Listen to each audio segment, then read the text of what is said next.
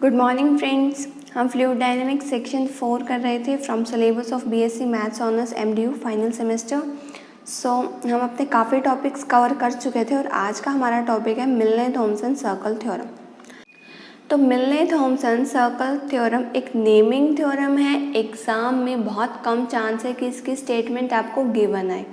आपके पास क्वेश्चन क्या आता है 6 मार्क्स का, स्टेट एंड प्रूव मिलने थॉमसन थ्योरम।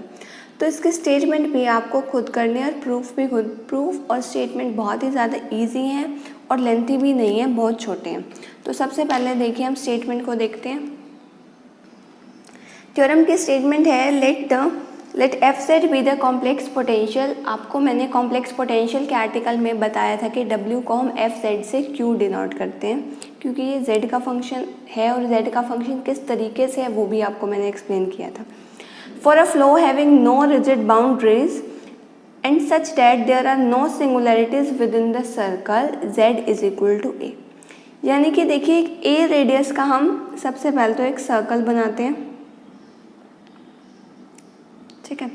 इसकी रेडियस क्या है a, ठीक है। तो इसके अंदर कोई भी सिंगुलैरिटी नहीं है, कोई भी सिंगुलैरिटी इस सर्कल के अंदर नहीं है। अब देखिए सिंगुलैरिटी क्या होता है। सिंगुलैरिटी और कुछ भी नहीं है, सिंगुलैरिटी वही है जो आपने पढ़ी है अभी तक, सॉर सिंक, ठीक है। यानी कि इस z equal to A circle के अंदर कोई भी सोर्स या कोई भी सिंक नहीं है। Then on introducing the solid circular cylinder, देखिए इसी सर्कल के ऊपर अगर हम एक सिलेंडर को इंट्रोड्यूस कर दें, इसी रेडियस से हम एक सिलेंडर को इंट्रोड्यूस कर दें जिसका रेडियस भी क्या आएगा z इक्वल टू ए, क्योंकि इसी सर्कल से हम 3D में लेकर गए हैं इसको, हमने इसी सर्कल से सिलेंडर बनाया है विद इम्परमिएबल बाउंड्रीज, जिसकी बाउंड्रीज इम्परमिएबल है। और उसे हमने अगर इंट्रोड्यूस किया तो न्यू कॉम्प्लेक्स पोटेंशियल जो हमारे पास ये बन रहा है W is equal to F of Z plus F conjugate A square upon Z. तो हमें ये प्रूव करना है कि न्यू कॉम्प्लेक्स पोटेंशियल हमारे पास ये बन रहा है, ठीक है। और ये जो कॉम्प्लेक्स पोटेंशियल है ये आउटसाइड द सिलेंडर है। देखिए स्टेटमेंट आपको इसके प्रूफ के साथ साथ और क्लियर होएगी कि इसके अंदर क्या कह रहे हैं वो। देखिए सबसे पहले तो देखिए आपके पास C क्या है, सिलेंडर का कोई क्रॉस सेक्शन ले लीजिए, ठीक है। यानी कि सिलेंडर की बाउंड्री क्या है, और इस सर्कल की इक्वेशन है z bar is equal to a। Circle को हम इसी तरीके से डिनोट करते हैं, आपको पहले भी पता है, ठीक है। अब देखिए z modulus is equal to a, ये सर्कल आपको ऑलरेडी दिया हुआ है।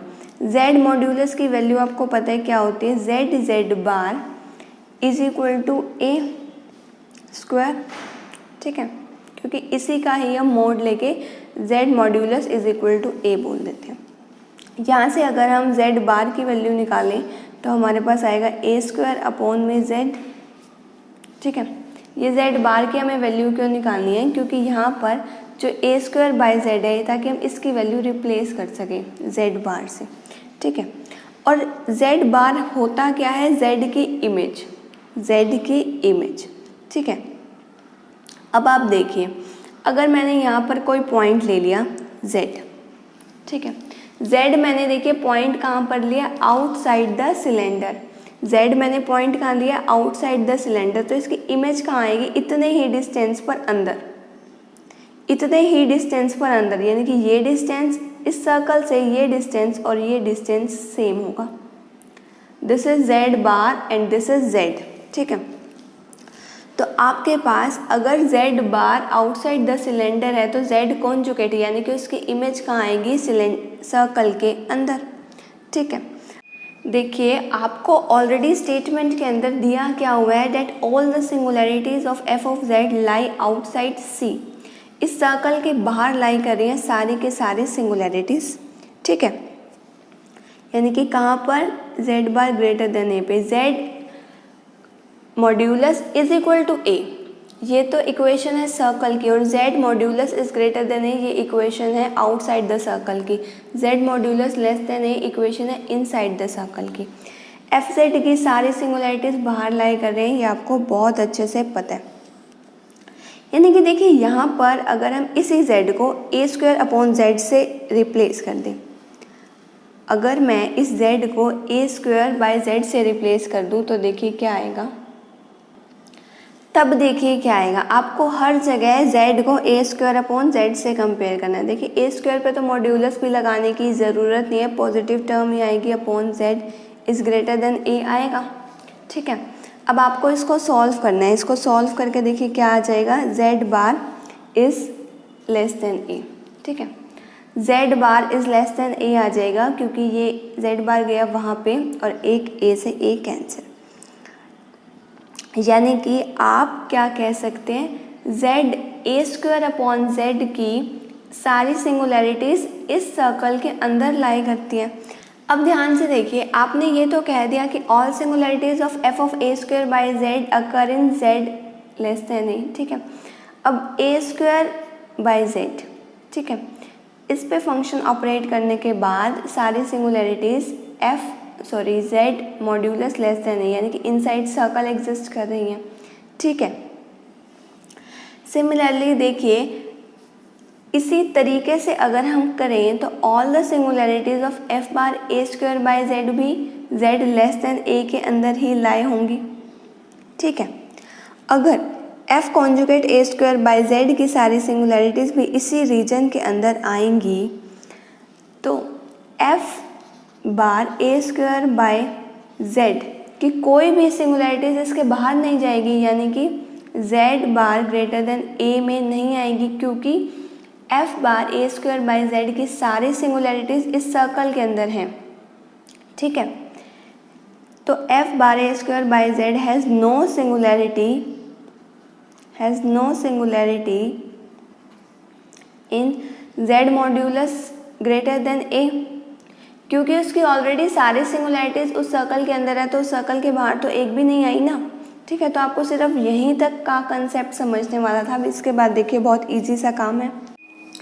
अब देखिए आपको ऑलरेडी हमने जब प्रूफ स्टार्ट किया था तो दिखाया था आपको कि A square by Z is nothing but Z bar. ठीक है, तो एफ ऑफ जेड बार यानी कि जेड की image has no singularity in Z bar greater than A, यानी कि देखिए इसे हम क्या भी लिख सकते हैं, एफ जेड का whole conjugate. F conjugate Z conjugate लिखिए, या एफ ऑफ जेड का होल कॉन्जुगेट। इसकी भी no singularities outside the region. ठीक है, देखिए यहाँ से हम इस स्टेप पर आए। अब आपने दिखाया क्या फाइनली कि एफ ऑफ जेड की सारी सिंगुलैरिटीज आउटसाइड द सर्कल है और एफ जेड कॉन्जुगेट की एक भी सिंगुलैरिटी आउटसाइड नहीं है। तो अगर हम इनको ऐड कर दें, अगर हम इन दोनों को ऐड कर दें, यानी कि F of Z plus F of Z bar यानी कि इसका कॉन्जुगेट, तो इनकी सेम सिंगुलैरिटी होंगी आउटसाइड द सर्कल। इसकी सारी सिंगुलैरिटी आउटसाइड द रीजन है, इसकी एक भी सिंगुलैरिटीज आउटसाइड द रीजन नहीं है। तो हम क्या कहेंगे, F of Z and F of Z bar है same singularity outside the circle. हमने क्या कह दिया, F of Z and F of Z का कॉन्जुगेट है same singularities outside the region. हमने कहा कि condition satisfied F of Z in the absence of cylinder, यानी कि एफ ऑफ जेड जो भी कंडीशन सिलेंडर की एब्सेंस के अंदर सेटिस्फाई कर रहा था वही सारी condition F of Z plus F bar A square by Z after presence of cylinder भी सेटिस्फाई कर रहा है। ठीक है, तो अगर मैं complex potential after insertion of cylinder की बात करूं, यानी कि F of Z plus F of A square by Z, जिसे हम क्या लिख सकते हैं, F of Z plus F bar Z bar. ठीक है, F of Z plus F Z का कॉन्जुगेट। ठीक है, इसी चीज़ को आप होल कॉन्जुगेट भी लिख सकते हैं। ये छोटे छोटे सी जो थ्योरम्स हैं ये आप क्लास 12 में करते थे कि A square by Z is Z conjugate, then F conjugate is Z conjugate is F Z का होल कॉन्जुगेट।